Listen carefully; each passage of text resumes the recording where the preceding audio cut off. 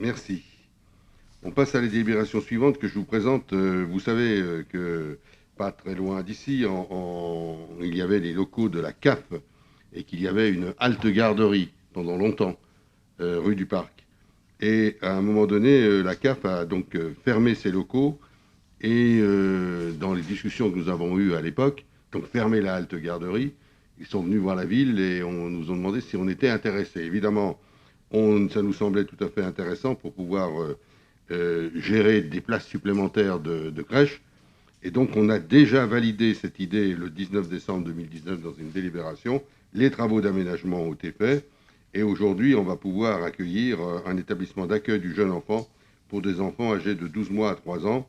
Et la CAF abandonne la gestion directe de ces locaux. Il est intéressant de retrouver à quoi vont être destinés ces locaux, à accueillir exclusivement cet établissement, cette crèche d'une capacité de 20 places, à mettre à disposition, la CAF met également à disposition une partie du rez-de-chaussée entièrement indépendante d'une surface de 211 mètres carrés et d'un jardin de 1100 mètres carrés et de 4 emplacements de stationnement pour le personnel, et tout ça pour une durée de 10 ans, sans contrepartie de loyer et paiement de charges selon des prorata définis.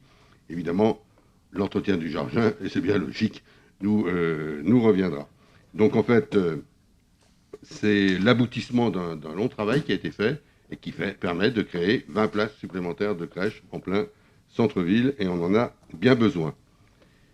Voilà la proposition qui vous est faite. Oui, Madame Méquin. La décision que ce lieu accueillera des enfants de 12 mois à 3 ans et pas avant 12 mois, quelle est-elle?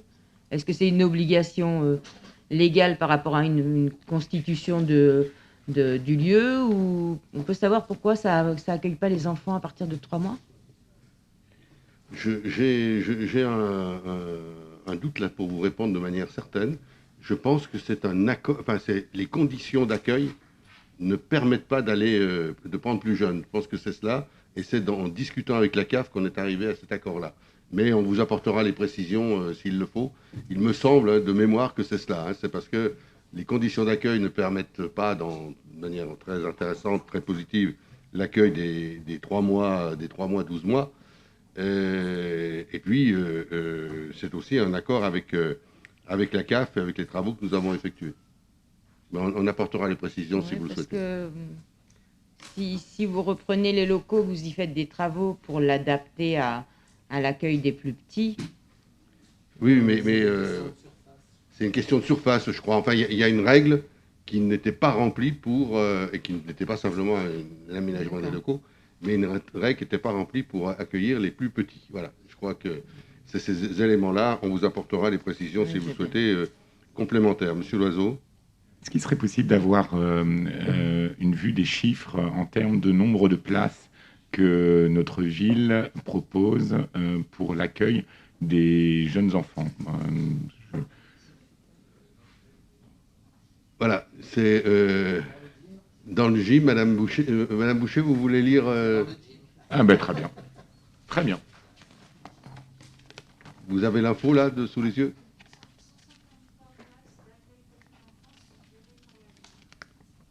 Attendez, je vous donne le micro pour que ce soit clair. Ouais. Très bien, je n'ai pas vu cette info. Si j'en crois le gym, page 14, 153 places d'accueil petite enfance sont gérées par la ville. Voilà. Plus les places que l'on délègue, mais qu'on paye dans un certain nombre de crèches privées, plus évidemment l'accueil du RAM, du réseau d'aide maternelle. Hein. On arrive à un nombre important, mais pas suffisant. Voilà. Je dis, c'est pas suffisant, il faut qu'on progresse encore dans ce type d'accueil. Madame Matougui. Et quels sont les critères d'attribution pour les familles? Bah oui. Non, mais c'est toujours intéressant de savoir quelles sont les familles qui bénéficient des... on attribue toujours suivant des critères. Quels sont les critères? Il y a des critères. Madame, je ne sais pas si qui peut répondre. Madame Méline, Madame Ali Ahmad. En fonction de leur quotient familial. les gens qui touchent les moins, ils sont plus favorables d'avoir une place que les gens qui touchent beaucoup. Il faut qu'ils travaillent aussi. Voilà. Oui. Il faut qu'ils travaillent, bien sûr. Il y a une commission qui travaille régulièrement et qui applique ces critères. Alors, c'est quelquefois compliqué, on peut le reconnaître. Il y a des choix qui sont difficiles, mais on essaye toujours de trouver une solution, notamment sur l'ensemble des formes de garde des enfants. Le RAM est un élément important qui est positif et qui accueille beaucoup d'enfants, oui. Mais on garde toujours les dossiers sur la liste d'attente.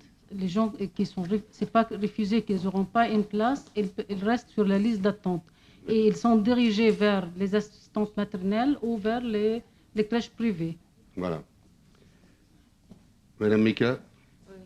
Juste un complément d'information que je souhaitais avoir, c'était tout à l'heure on a parlé de la crèche qui allait ouvrir aussi à l'EVS, à Nelson Mandela, pardon, après la rénovation. Je crois que... Ah oui, mais elle y est aujourd'hui. Elle y est déjà, celle-là. Ah d'accord, donc c'est pas une nouvelle crèche. Non, c'est celle qui est déjà. C'est les places. C'est une rénovation, mais c'est pas une nouvelle. D'accord. Madame Matougui? Alors, je trouve que c'est une très bonne chose d'appliquer ce critère-là, en fait, en fonction des revenus, parce qu'on peut considérer que ceux qui ont le plus de revenus, étant donné que les places, elles sont quand même limitées, ceux qui ont le plus de revenus, ils peuvent se permettre de payer une assistante maternelle, ou voilà. Mais on peut aller pousser plus loin, c'est se dire aussi, en appliquant ce critère-là, en se disant, forcément, les gens qui en ont le plus besoin aussi, c'est parfois les gens qui ne travaillent pas pour pouvoir trouver du travail. Parce que ça implique un peu de devoir attendre 3 ans pour pouvoir trouver des solutions. Parce que payer une assistante maternelle, c'est aussi un sacré coût. Et il est d'autant plus important pour des parents qui ne travaillent pas et qui sont en recherche d'emploi. Donc, cette attribution-là, enfin, on pourrait les mettre en priorité aussi. Sauf je partage évidemment, mais sauf que on ne gère pas ce genre de choses avec des yaka faucons, parce que ça a un coût, et c'est vrai que si vous voulez dire qu'il n'y a pas assez de places de crèche, je suis le premier à le dire, et nous recherchons, d'ailleurs on en ouvre, il y aura des places complémentaires. C'est un des objectifs de ce mandat, d'ouvrir davantage de places de crèche. Madame Méline?